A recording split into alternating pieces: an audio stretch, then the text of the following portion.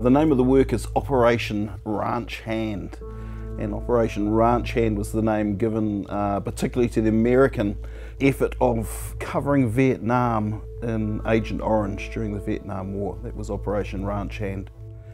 So our motivator really was, we make social art, and not the last show, but the show before that of Sculpture in the Gardens.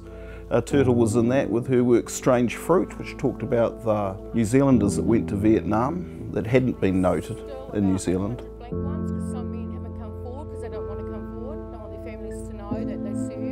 And when we were installing that work, a number of veterans and their families came and talked to us. And what a lot of them talked about was Agent Orange.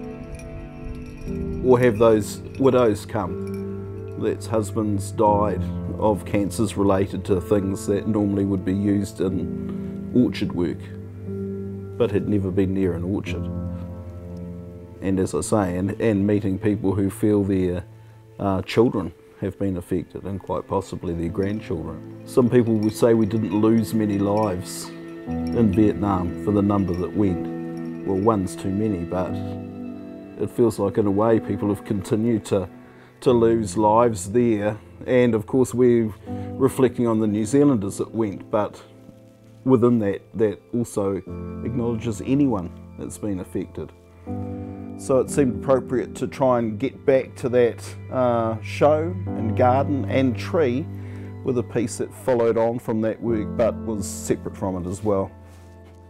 We've made quite a few works hanging things from trees. That engagement with nature is quite nice.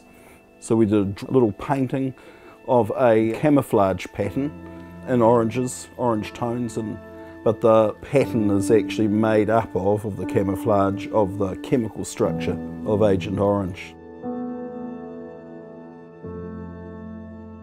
So in terms of what materials we used for this, we thought it was good to revisit the materials that she'd already used in Strange Fruit. And so in this instance we revisited cut out aluminium. This is the initial pattern, or the initial leaf cut out. So they've been stamped out of a few sheets. The leaf seemed a bit obvious, but also a really nice teardrop sort of shape in a way. And also it did reference the dog tag in some ways too in its shape.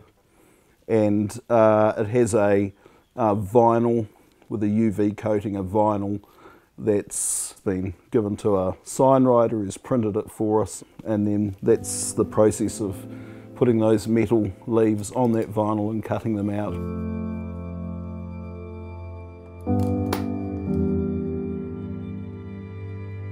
Orange cord to hang from, which is obviously half of the physical work in a way, so there's sort of this dripping orange. And yeah, 2,000 leaves, 4,000 sides to be putting that on, so that's the quite time-consuming part. I think you don't have to hit an audience over the head with a hammer, with a hammer to make a point or a reference around something that's very tragic. It can still, the visual aspect of the work can still have a joy to it.